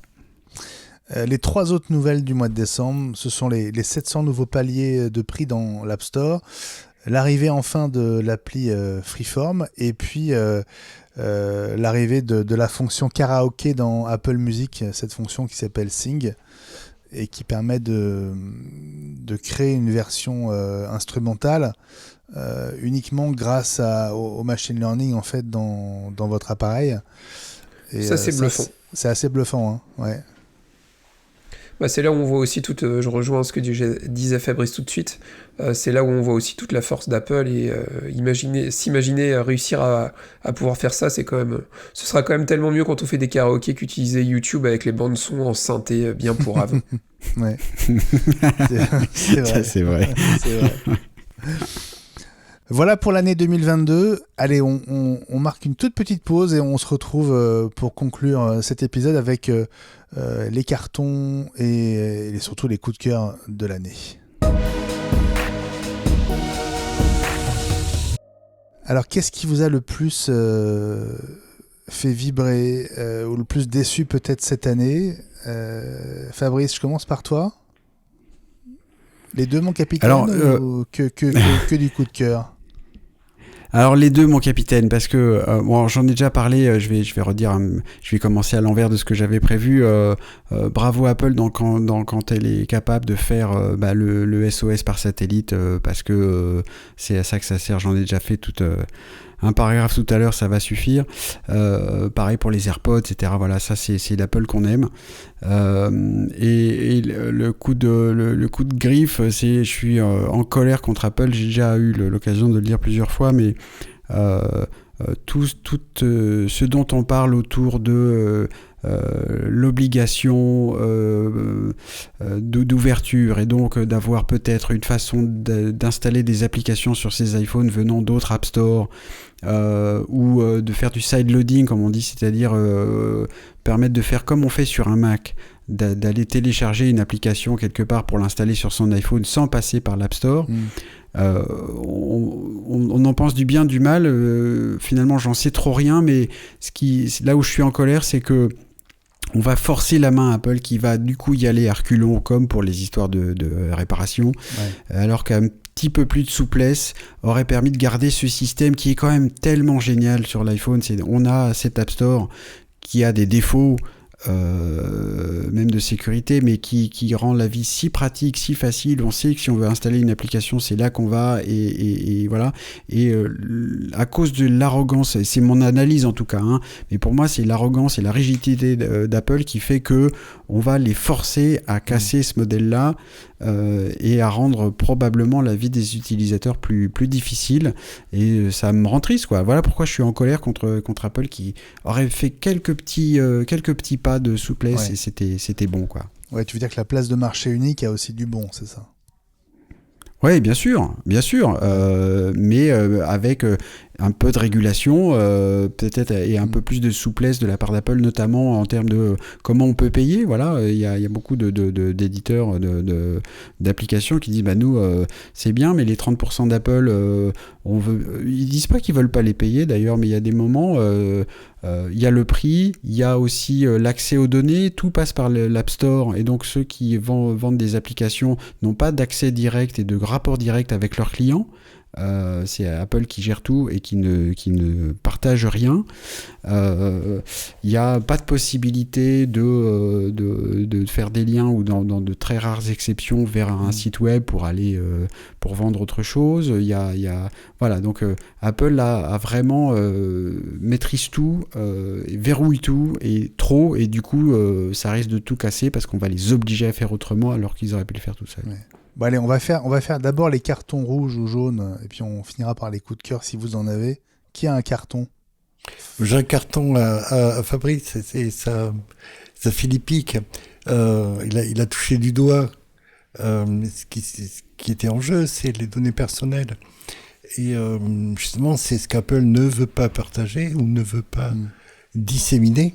Et c'est ce que veut absolument Tim Sweeney quand il veut faire absolument sa boutique. C'est ce dont il veut non seulement avoir accès, mais avoir la maîtrise. Et c'est un peu ce pot de miel avec lequel il va faire du prix, attirer les développeurs également. Personne n'a à y gagner, à part les gens qui vont faire ces boutiques. C'est pas pour le bien de l'humanité, il faut pas ou du consommateur, faut abandonner cette idée-là, quoi. Je crois que parler de rigidité, c'est la rigidité aussi du modèle. J'espère qu'il est en train de vivre ces derniers mois, ces dernières années, de la façon dont fonctionne la Commission européenne, où on veut absolument séparer les tuyaux des fabricants, de la distribution. Ils ont fait ça pour tout un tas de trucs. Ils veulent le faire pour appliquer ce modèle-là à la distribution de contenu. Ça n'a pas marché pour l'électricité et pour le gaz. Ça n'a pas marché on l'a vu en Angleterre avant la Commission européenne, avant l'Union européenne. Ça n'a pas marché pour le train, et ça ne marchera pas davantage pour la distribution des contenus numériques. Parce que il y a une spécificité sur la façon dont on fonctionne sur les écrans, je fais vite, dont on fonctionne également, c'est accentué sur les écrans d'iPhone. On va beaucoup plus vite, on fait beaucoup moins attention, parce que l'écran est petit et qu'on est toujours en situation de mobilité, c'est-à-dire l'esprit occupé à autre chose, et il y aura des conneries, et il y aura des pleurs, des cris, des pleurs et des grincements de dents, je vous le dis. Bon, on va savoir dans les prochains mois, parce que c'est apparemment en train de bouger. François, est-ce que tu as un carton ou un coup de gueule ? Moi j'ai 2 cartons. Le premier carton, c'est 4 lettres, Elon, qui fait n'importe quoi depuis assez longtemps, et encore plus depuis ces dernières semaines et ces derniers mois. C'est dommage parce qu'il est en train de casser toutes les choses bien qui avaient pu être lancées en partie grâce à lui, et ça je trouve ça très dommage, et c'est quelqu'un qui roule en Tesla qui vous le dit. J'ai beaucoup de plaisir à rouler dans cette voiture, mais ça a été un des sujets que j'ai beaucoup entendu dans les repas de famille. Tu roules avec la voiture d'Elon Musk et compagnie, et en fait il est en train de tout casser, c'est très dommage. Et mon deuxième carton, c'est la justice et Apple. Je trouve que cette année en fait on a passé beaucoup de temps à parler des procès, etc., et trop à mon goût, et j'aimerais bien qu'on revienne à ce qui nous intéresse vraiment. Alors je dis pas que c'est nous qui avons mal fait, je trouve juste que l'actualité d'Apple a beaucoup trop tourné autour de procès et autres, et je trouve ça très dommage. Ok, bon. Allez, on passe au coup de cœur. Le coup de cœur de chacun. Allez, moi je vais rajouter quelque chose après avoir dit bravo Apple sur tout un tas de trucs qui sont capables de faire quand ils s'y mettent. C'est pas forcément un coup de cœur de cette année, mais le passage au processeur maison, c'est une vraie réussite. C'est-à-dire que, et je trouve que c'est... comment on dirait, pour faire un peu du franglais, c'est du cadeau qui continue à donner, quoi. Parce que on a vu ça, j'y pense notamment avec on a beaucoup parlé d'intelligence artificielle et de création d'images, etc. Et ça a été un des exemples parmi de nombreux autres qui ont montré que les puces M1 et M2 maintenant ont des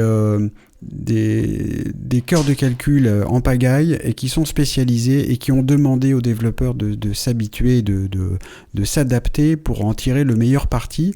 Et on a vu ça dernièrement avec Stable Diffusion, qui fait de la création d'images, et il y a eu une version optimisée pour les puces M d'Apple pour tirer parti des Neural Engine. Et du coup, les calculs et les générations d'images sont juste faites 2 fois plus vite, avec les mêmes processeurs, quoi. Donc il y a une sorte de preuve là-dedans que la démarche d'Apple dans le design des puces est vraiment sur la bonne voie. Non seulement on a vécu le passage au M1 avec un bond en performance fantastique, et qui continue, et c'est des processeurs qui semblent se bonifier avec l'âge, parce que les développeurs savent de mieux en mieux en tirer parti. Je trouve ça fantastique, et je vous dis ça devant mon Mac Mini M1 qui fonctionne toujours aussi bien, et je trouve ça juste génial. Donc c'est un coup de cœur qui va durer plusieurs années. Merci pour ce coup de cœur. Gilles ?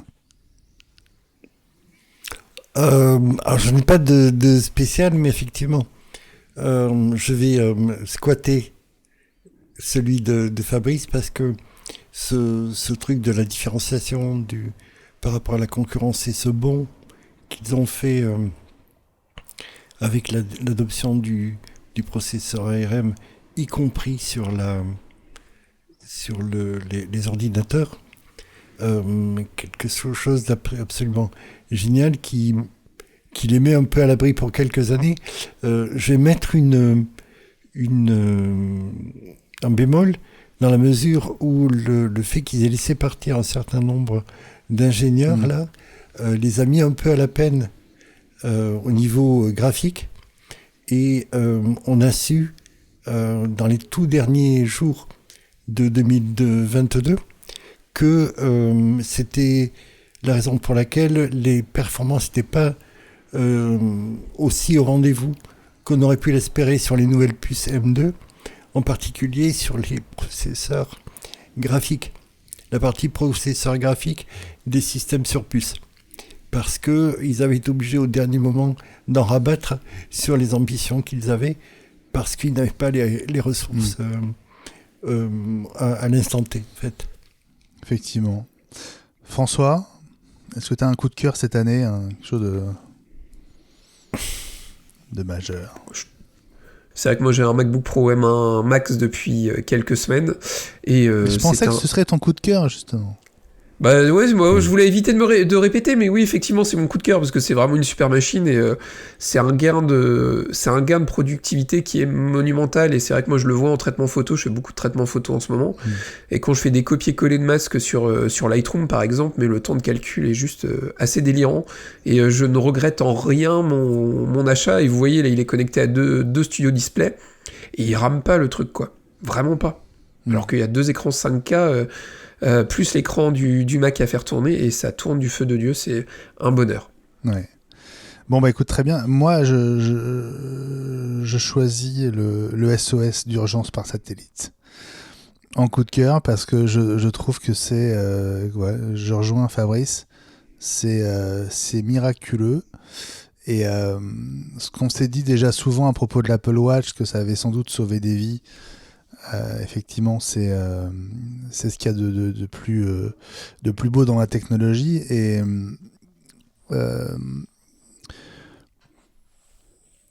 quand on fait un infarctus, ça va sans doute assez vite.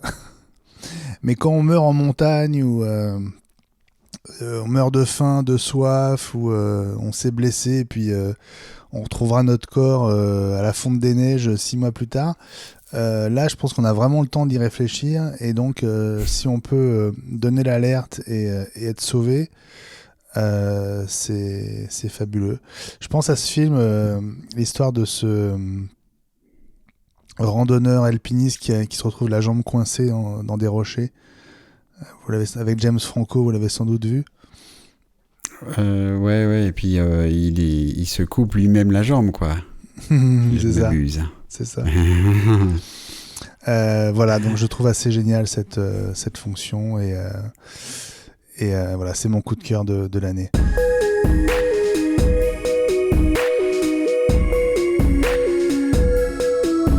Bon, voilà pour ce Rewind 2022, une année qu'on a eu le bonheur de passer avec vous. Merci à nouveau, on peut le dire, de notre part à tous. Merci pour votre fidélité, pour votre soutien.